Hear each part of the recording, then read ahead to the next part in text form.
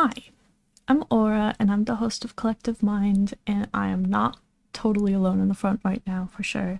There's at least Jade and Josh here currently, and they are both protectors. That's oversimplified, but for the purposes of this. And we are doing another DID in the Media Criminal Minds. So this is Season 4, Episode 20, called Conflicted, and we've done a Criminal Minds episode already, and there's going to be like a whole season that we're going to see how much of it ends up in these reactions, because apparently there's an overarching plot of an entire season that I didn't remember was actually the whole thing like that. So we're going to be doing that at some point soon too. But this series is us reacting to media, so far TV shows, TV episodes that portray characters with DID, and talking about our thoughts on the representation and stuff like that. And there are two versions of all of these videos. One is the version that ends up on our main channel that has all of our major thoughts about the episode and stuff like that edited together. But the other one is the extended cut, like commentary version, watch along type thing, which is on Patreon. And so the Patreon one is the version where we say our timestamps and we like pause and play together, and you get all of our reactions to everything, even the stuff that isn't DID or sometimes trauma related, even the things that aren't our major thoughts on the representation itself. So if you are interested in that and you are not already a patron at that level or higher, feel free to go check that out on our Patreon. You can also see all of the previous ones that we've done over there as well. Okay, the other thing before we start will be trigger warnings for this. So for any of you who watch the episode, I will put the major trigger warnings that we notice as we watch it on the screen now. But generally for Criminal Minds, there's a lot of violence, and it's like psychological horror type stuff. Sometimes there's a lot of various kinds of assault. It's a crime drama about serial killers for the most part, so there's a lot of stuff like that. But things specific to this episode I don't remember in detail yet, so I'm going to put it on the screen like as I learn it later, like in editing I'll put it on the screen, and or I will add clips from later where I'm like, oh yeah, I should have added this as a trigger warning. So one or both of those things. And if I'm going to be talking about triggering things, I will also say that before I start talking about it. I don't always need to talk about triggering stuff for these reactions, but sometimes I do for it to make any sense. But I talk about it like the least graphic way possible. And yeah. So the main trigger warnings generally for these are the people actually watching the thing that we're reacting to. So for anybody who hasn't seen this episode before, I am going to spoil which character is the character with DID. So I guess I don't have to name them, but if you're watching along, it's going to be clear who I'm talking about, so just keep that in mind. It is certainly possible, I don't know how common it would be necessarily, to have people around you as a DID system notice that you just kind of disappear sometimes.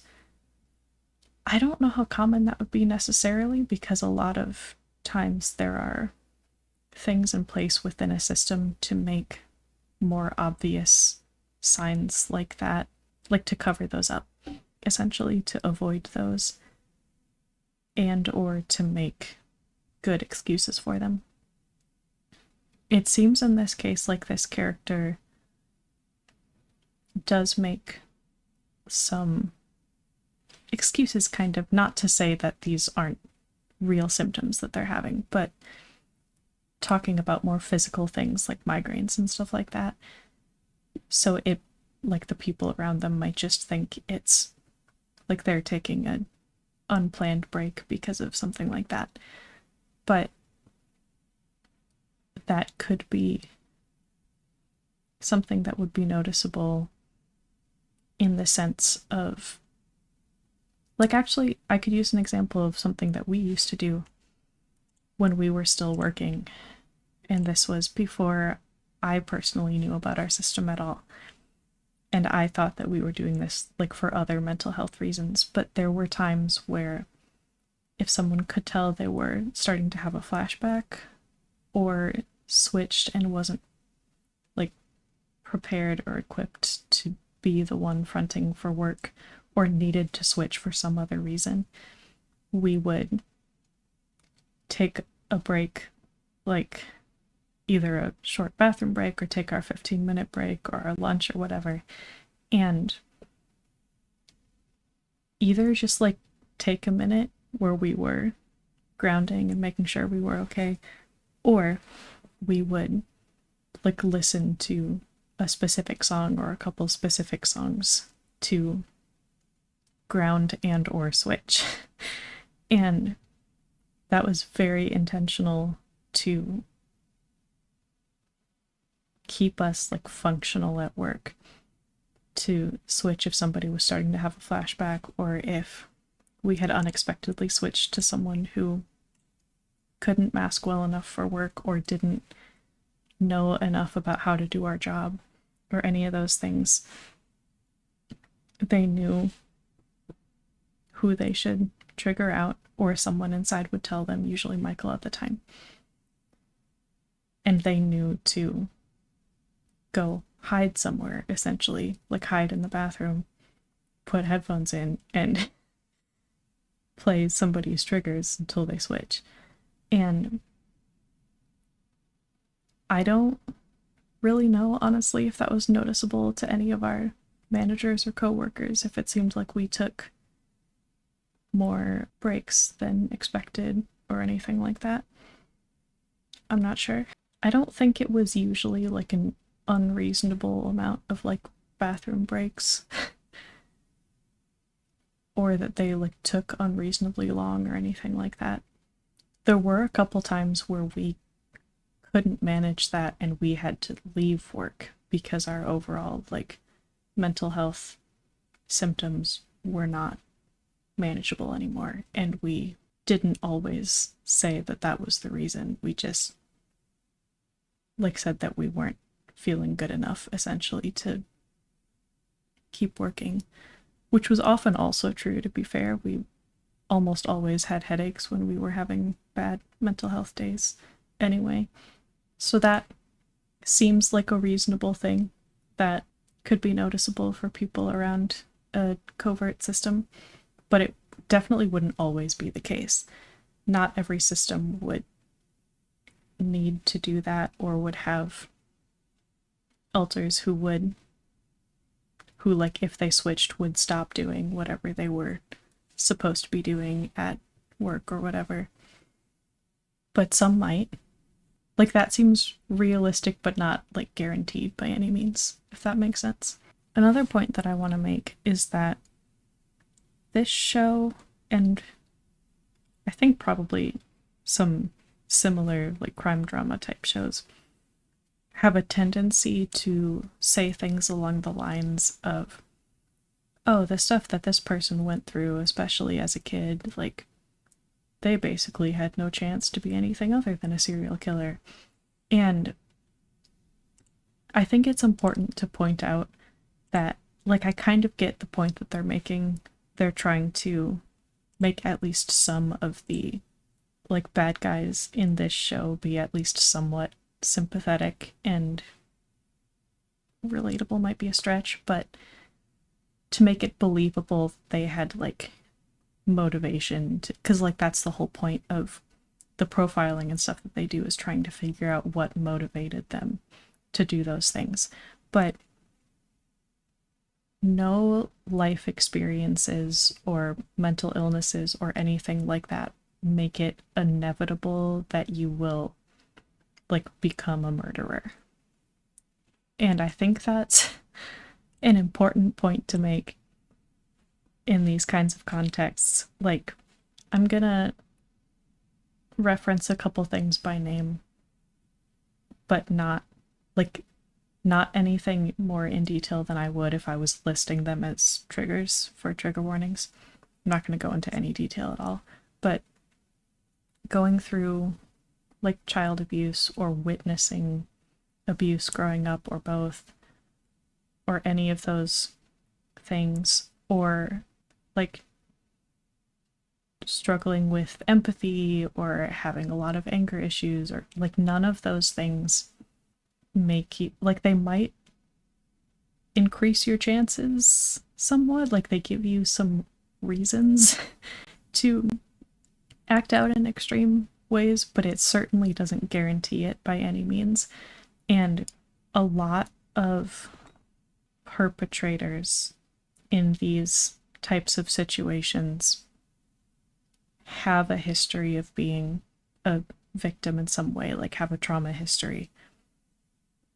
But most people with a trauma history do not become perpetrators, and I think that's important to keep in mind, because it's still a choice that you're making, and it, like, this can be the choice that you make. It can be like so much anger toward the people who specifically hurt you that ends up leading you to either specifically get revenge against those people, or like in this case what they're talking about is projecting it basically on people who remind you of the people who hurt you, and taking that anger out on them, but also in a way having like a protective instinct go too far. And that again is a thing that can happen, but is not the case for most people who experience that kind of trauma, because a lot of those people, well, for one thing, a lot of those people's like emotional responses to those events as a whole are not even primarily anger. A lot of people feel a lot more just like straight up fear, a lot of shame, like a lot of people need to even do like therapy work to be able to feel anger about it, you know? So there are a lot of people who wouldn't even have much of that instinct, never mind act on it. And there are a lot of people who might have some of that instinct, but don't actually do it because they have enough self-control to some extent, but also because they like actively decide that they don't want to be like anything like the people who hurt them, even if it sometimes feels justified, because there are a lot of people who believe that absolutely nothing justifies doing those things.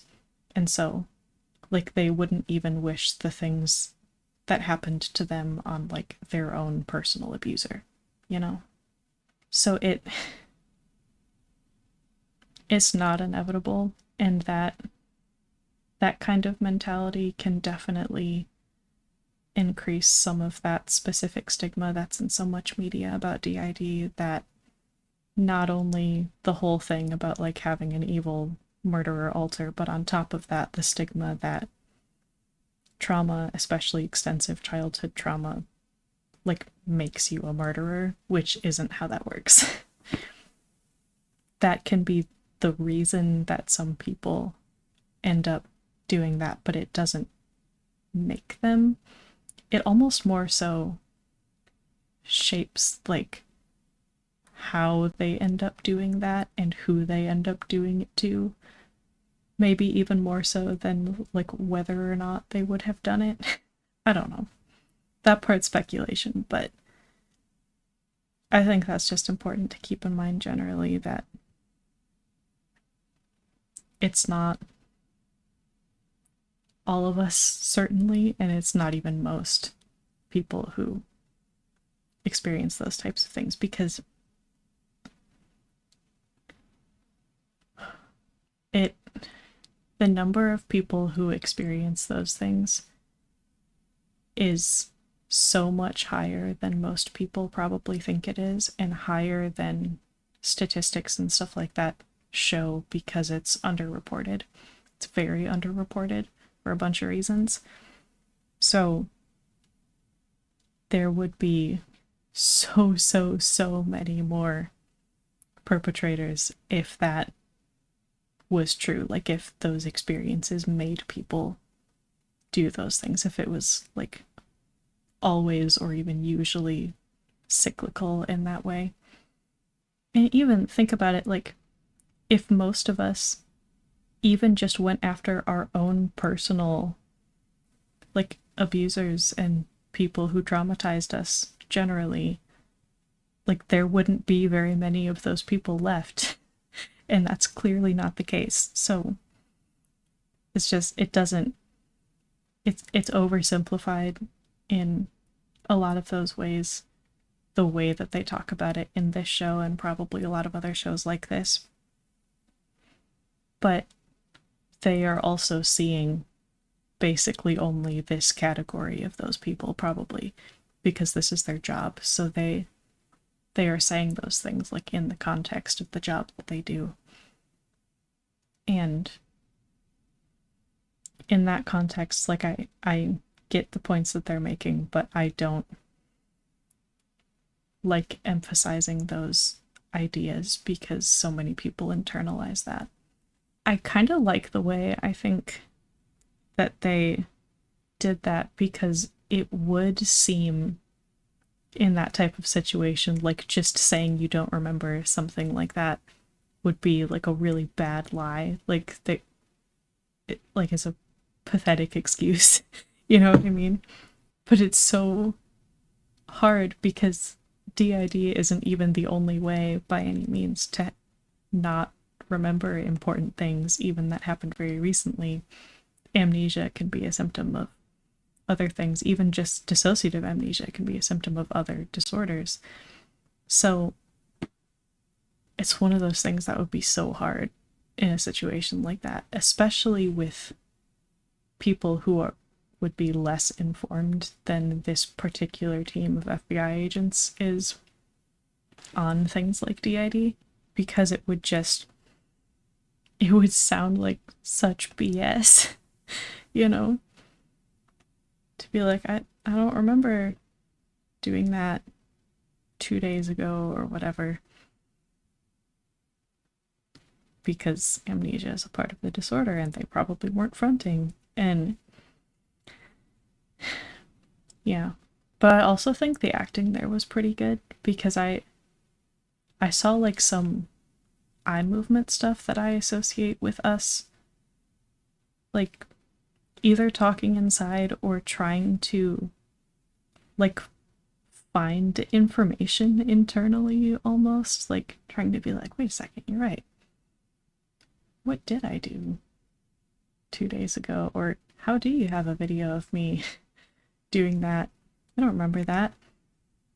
And getting, like, I also like when they show like how distressing that is to have it pointed out that you have time missing, you know, because that can be very stressful, especially for people who don't know they're part of a system and have not noticed much or any amnesia before that point.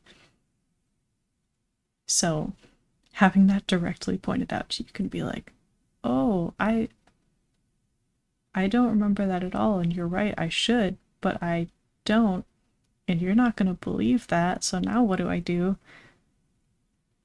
So yeah, I think that was done pretty well. So that was another thing about amnesia that I find interesting and pretty accurate, at least to our experience, is now he's clarifying that he remembers like a little bit of the beginning of like the altercation and a tiny bit of the end, but doesn't remember like what happened in the middle. So like he remembers stepping in trying to protect his friend, then suddenly his friend was pulling him out of the pool. And that seems like a really good example to me of like a short little burst of blackout amnesia, of someone switching just long enough for whatever was going on and then going back inside as soon as it was done. That being said, for us, a lot of the time when we were still trying to... I'm trying to figure out if it's a little bit more Jade maybe now. I'm not sure, so I'm gonna talk about all of it in third person because I think that'll be the least confusing. So when some of the system growing up was actively hiding from other members of the system the fact that we were a system, when certain protectors and some other people knew, but hosts and some other people didn't, we, like protectors and trauma holders and stuff, would not typically switch again after they had needed to front to do their job until nothing about the situation was still like reminding or like in any way connected to whatever job they had just done.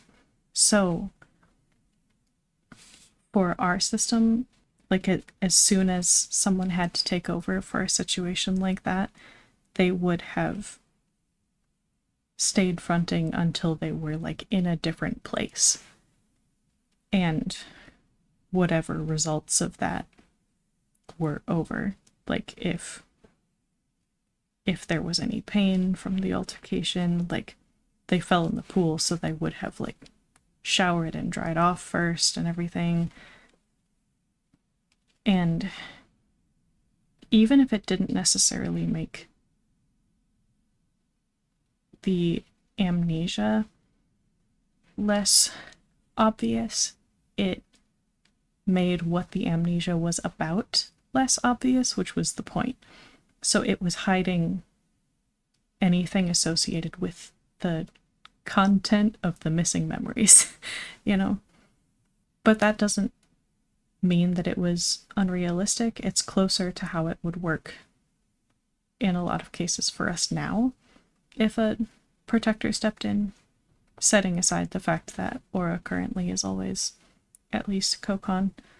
Protectors and trauma holders and stuff wouldn't necessarily keep holding onto the front for that long now because we're not hiding to the same extent from our own system as we used to be.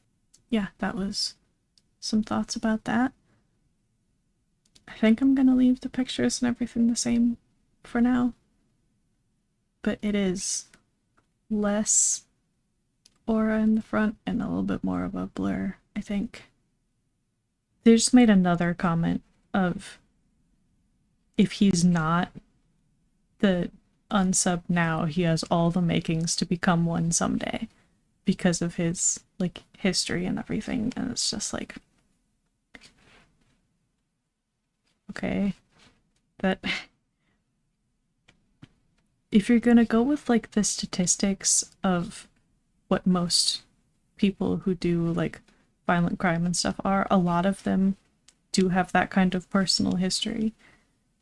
But you would also have to make those same kinds of sweeping generalizations about like all cis straight men, especially white cis straight men. And those like statistics aren't reversible like that. So like even if most or even if all like of this type of criminal was mentally ill with a history of like child abuse, that wouldn't mean that even most people with a history of child abuse become this type of criminal. It could still be a very small percentage of those people, but that the people who do that are just very likely to have that kind of personal history as one of the motivators that influences doing that. But it could still be a tiny percentage of the people who actually experience those things. But they're about to be talking about, at the point that I am in the episode, they're about to be talking about things that Reed noticed about like facial expressions and mannerisms and stuff like that. And I do find that believable, like distinguishing between different alters in the system without knowing yet that they're a system. I only find that believable in this context because this team, two major things. This team is specifically trained in paying very close attention to behavioral things, body language, all that. That's their whole job. That's their like expertise. But on top of that, Reed specifically has a personal history dealing with a different system in the episode that we already reacted to. So him specifically picking up on that makes some sense to me, because people who are especially good at noticing subtle changes and stuff like that, especially who already know about the idea of systems and have any personal experience around systems and stuff like that, could notice even fairly subtle covert switches. And that becomes even more likely if it's a system that you already personally know. And that can be true, like I said, even if they are very like subtle and covert things that you're noticing that the average person would be extremely unlikely to pick up on. That doesn't mean there's like nothing signaling it. There could also be times where there would be basically nothing signaling it and you wouldn't notice, but there are definitely times where at least some people under some circumstances could notice without it being blatantly obvious, you know. I might actually commit to changing this at this point. I'll do it like that. It's gonna be... Okay, try to make sure I'm over here. Because it's more of a blur between all three of us now, I think. This might be a little bit nitpicky, but it's frustrating for a show that's supposed to be so focused on these characters like being experts in these things, but they specifically said alter ego, referring to an alter in a DID system. And they said DID. They said multiple personalities too, but they said dissociative identity disorder. And then Reed, of all people, who's supposed to be the brilliant, ridiculously well-read expert on anything you can imagine except like pop culture, I guess, specifically says alter ego, which is not like, it's a term used for something else in like psychology, sociology contexts. It's not for like actual alters in the sense of DID, OSDD systems generally. It's, if I remember right, it's more broadly, like it could be associated with some personality disorders, I think, but it's more broadly like almost closer to like a mask you put on for a specific situation.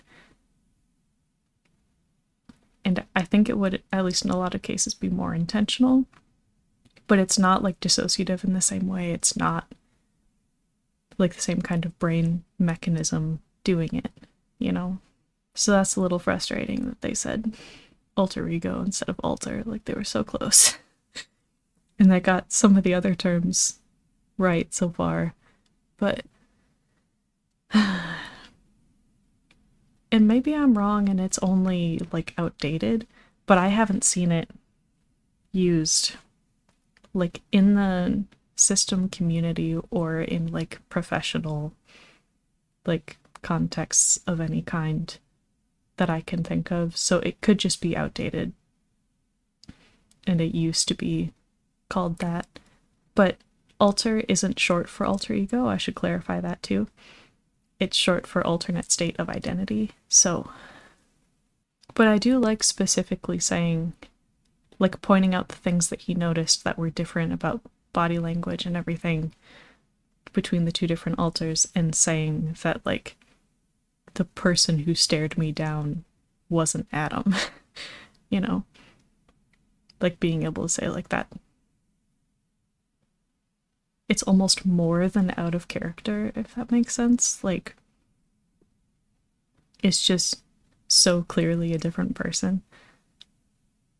But like, people who know less about this type of thing or would notice less, even if they noticed something like that, might think it was more along the lines of like a mood swing.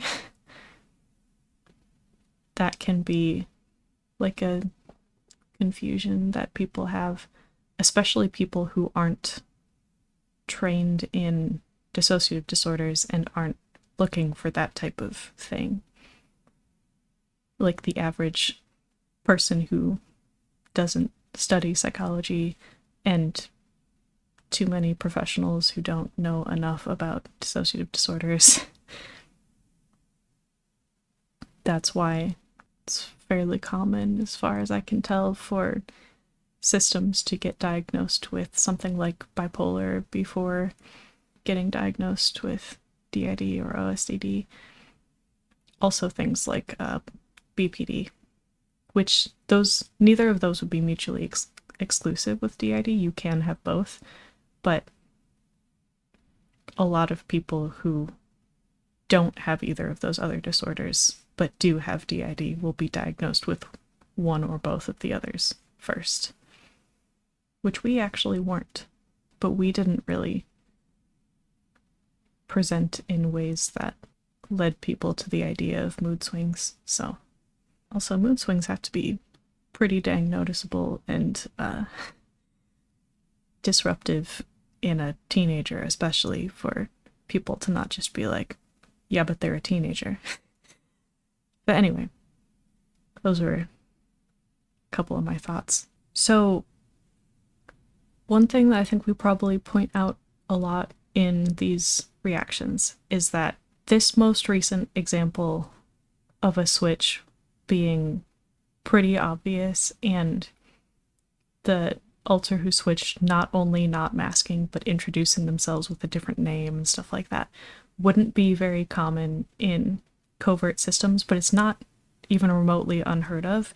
Even while the system is still being pretty covert, there could be situations where, say there's a whole like specific category of a system's social life that a specific alter is the only one who like goes to parties or something. They might like have no reason that they wouldn't just act like themselves and give their actual name in those contexts. And that's the type of thing where like some people could then have experiences that they can share in the process of getting diagnosed and stuff like that, of people coming up to them and talking to them, acting like they know them and calling them by a different name when they have no memory of ever meeting this person. If those like social circles unexpectedly overlap, you know?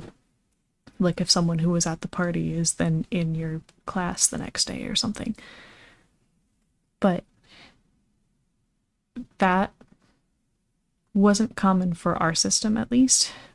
We masked way more consistently than that. Nobody introduced themselves with their actual name. Everybody used the body's name and was masking like as much as they could pretty much all the time, unless they didn't need to as much.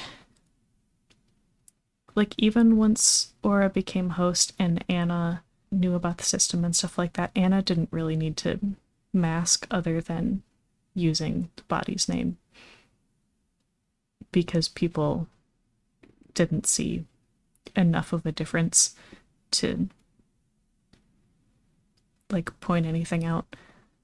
They would just see it as like a different mood. Like, we were just feeling more sociable or whatever.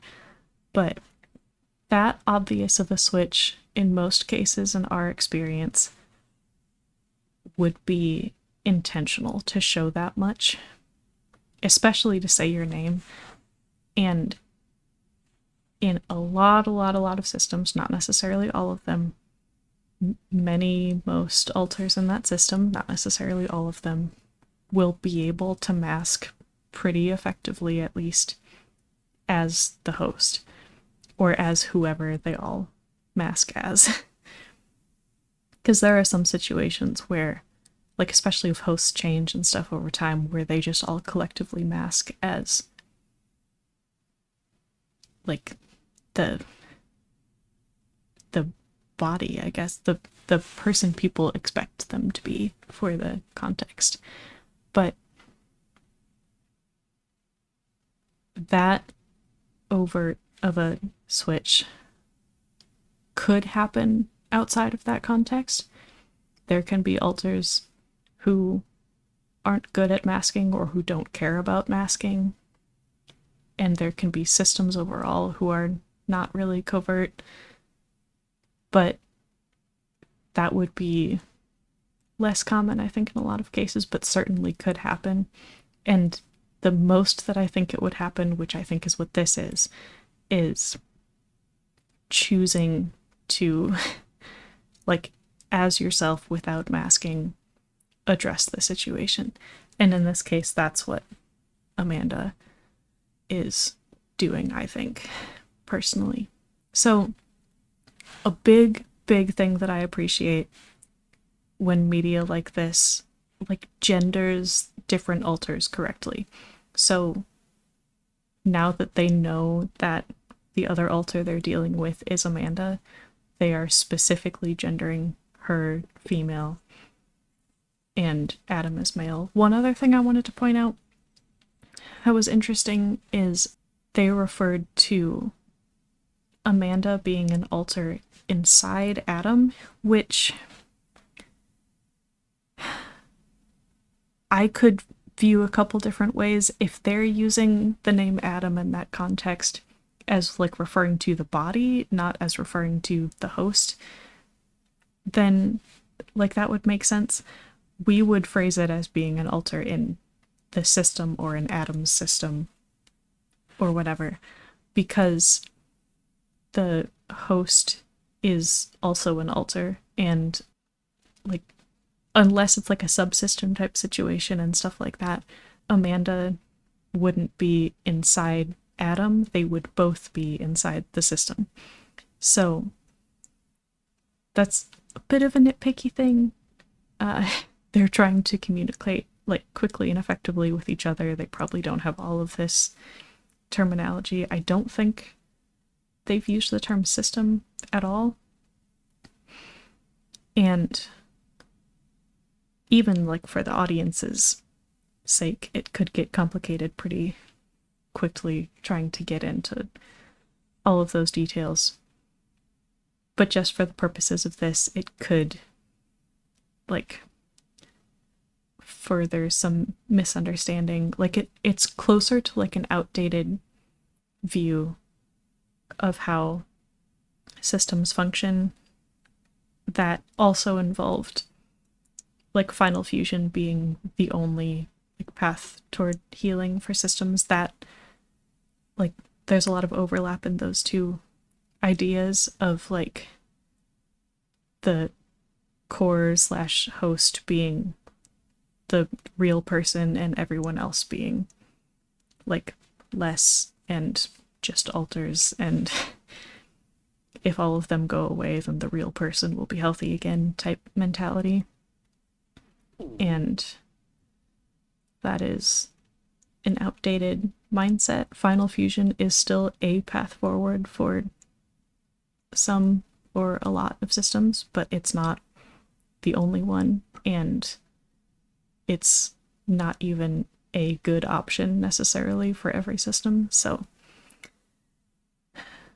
yeah, but I think that's mostly just oversimplified for the sake of not being too confusing and for the sake of time and like efficient communication when they're like in a rush trying to catch a criminal and all that stuff. So I can forgive them that, I think. There was something else I forgot I wanted to say. The idea that Amanda would turn on Julie, I think her name was, who has been like helping Adam very directly in a lot of major ways for a while. It sounds like he's a very important, positive person in their life.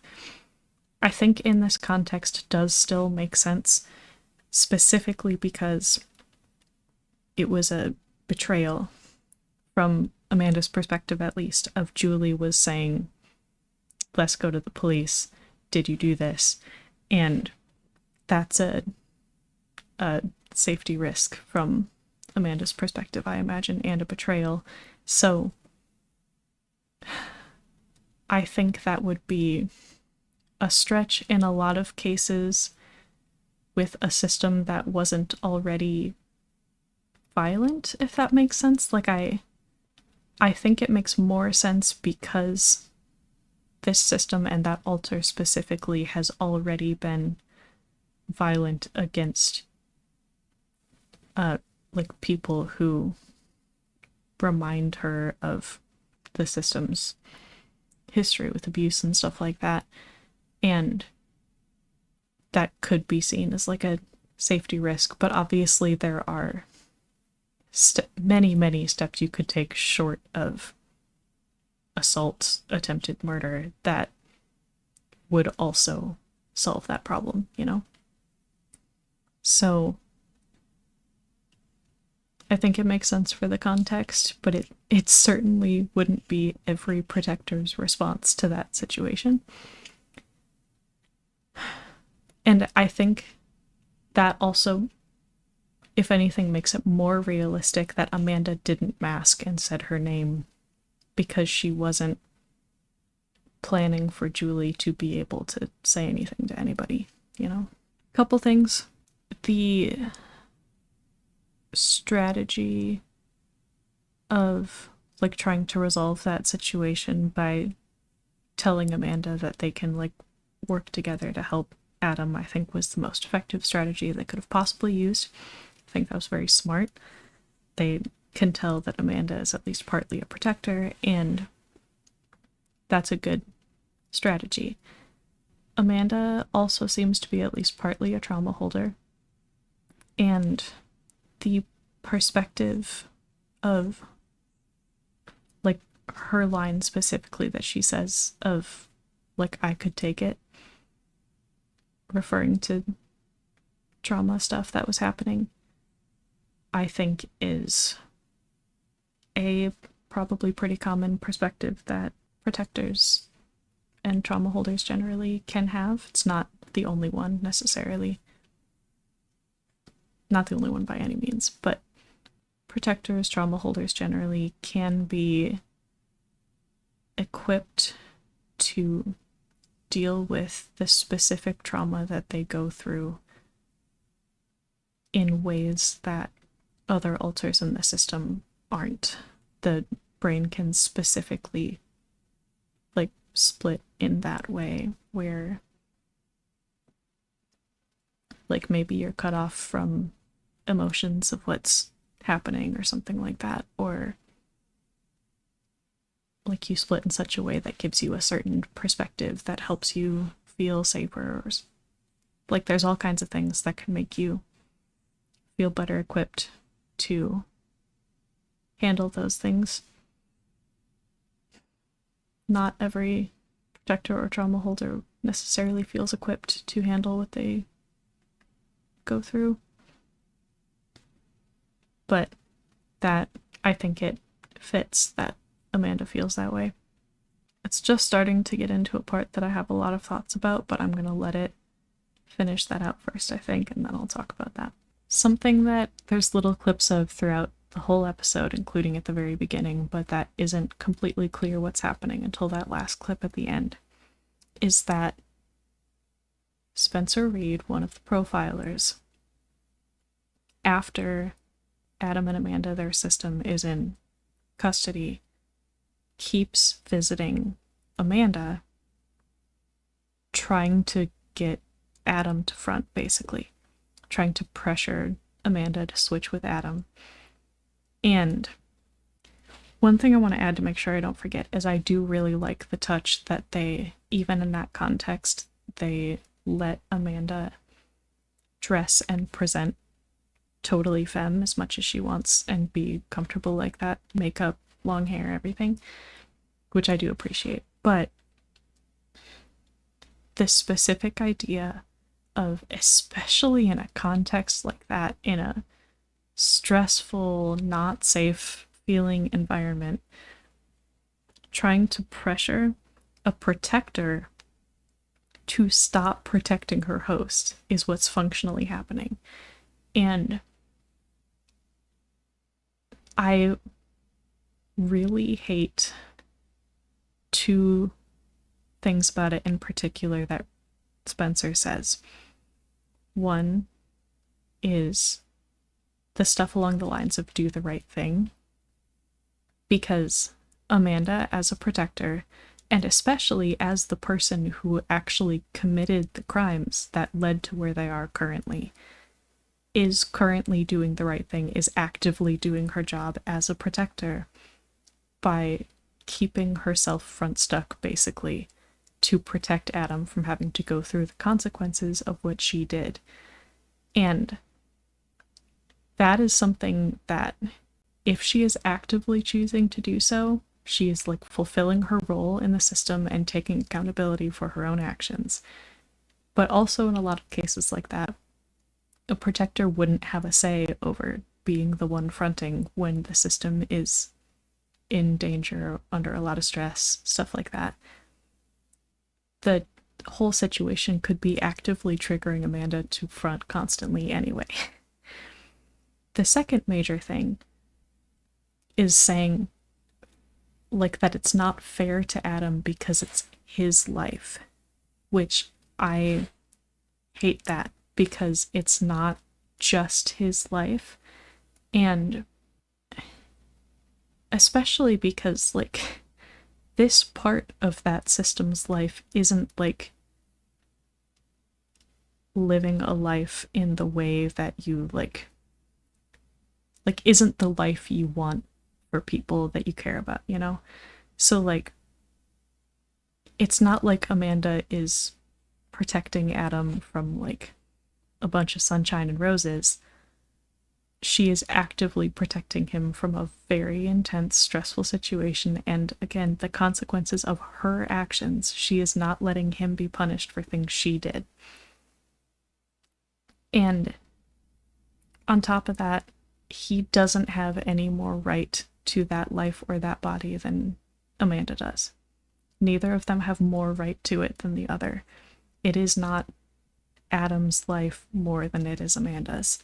They share it. And Amanda also has a right to front, and a right to that body, and a right to that life.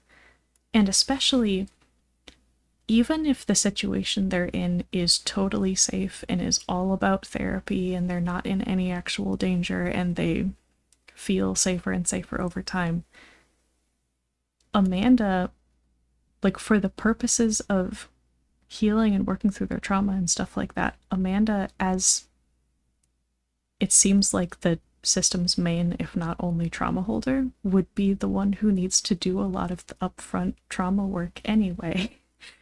So, as a protector and or as a trauma holder who needs to do a lot of the trauma work, she's doing the right thing by being the one fronting and trying to force a host or any other alter into a situation that is meant to be handled by someone else is not a good idea. It's not. And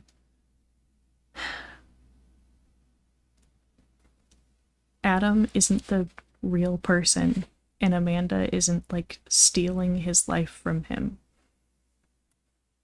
That's not fair to look at it that way. And again, it's very possible that she is not actually actively choosing to stay front stuck that whole time. In fact, Adam could even be dormant. Adam could have been overwhelmed by like everything going on, whatever bits and pieces he learned about his system and what he had done, that it put him into dormancy. Amanda might not be able to switch with anyone if there's no one else in the system. But I don't like the whole like idea and trope of like shaming a protector for not letting the host live their life. Especially when it's so clearly, at least in part, Amanda actively trying to take responsibility for her actions and not let Adam be punished for things that he had nothing to do with, except happening to share a body with the person who did them. So, and I get for Reed's character, like, why he feels so strongly about it. But I wish he was at least convinced by the end that, like, Amanda actually had good reasons. And that, not necessarily good reasons for, like, the crimes that she committed, that's not what I'm trying to say, but good reasons for being the one who deals with the consequences. For not putting Adam in the position of not only being in custody and anything that has to do with that, but also having to go through probably very intense therapy, and depending on how much amnesia is still intact about things that went on, like, Adam might still not know what happened, certainly not in any detail, and that, like, therapy process could give him a lot of details he doesn't already know, could tell him for sure about the system, and learning about that can be really, really intense and overwhelming. So, like, if he's not in a place to deal with that, which is absolutely Amanda's call as a protector, as, like, it seems like primary protector, if not only protector of the system, that's her job is to step in for things that she determines Adam can't handle. So I don't know. I see why they did that. I see why they did that for Reed's character, for his, like, the place that he is when this happens, why he feels like personal responsibility to help Adam specifically. But he can't help Adam in this context, and it's not his job, and it is Amanda's, and she is actively doing it, and Spencer is, like, misguided in the way that he is trying to help Adam, and I strongly believe that the way that he is trying to help Adam would, like, at least 99% likely be only harmful. And maybe not even only to Adam. So I have some pretty strong feelings about that. And, like, generally don't do that. Like, if you know any systems in real life, or if you're interacting with them online or whatever, don't try to, like, pressure or shame or whatever systems into switching, especially protectors who are actively protecting, into switching with one of the alters they are protecting. Because that's, it's mainly, like, Jade and Josh talking right now, I would say. It's still the three of us pretty blurry together, but we're talking mainly from, like, the protector perspective. I would take it as an active threat if someone who knew I was fronting as a protector and actively doing my job as a protector was pressuring me to switch with someone pressuring and shaming and like guilt tripping me into switching with like a host or a little or a trauma holder who wasn't supposed to be in that situation, or really anybody else. Even if it seemed like they had good intentions, I would take that as like an active threat. So don't do that, because it can also be seen as a way to try to get around like amnesia and stuff like that. And don't, like, in a similar vein, don't tell like other alters in the system, don't tell the host or whatever things that you learn from other members of the system unless you have their consent to do so, because going around amnesia like that can cause so many problems. Like, that's there for a reason. And Aura or whoever doesn't have like a right to know just because they're host. And like, even if she used the body's name and looked like the body and everything, even if people kind of just associated her with the body and being the real one or whatever, she doesn't have a right to know system secrets. She doesn't have a right to know things that happened to her because they didn't happen to her. But also, like, even if you won't accept that, like, the host doesn't have an inherent right to know those things, even if that's further than you're willing to go,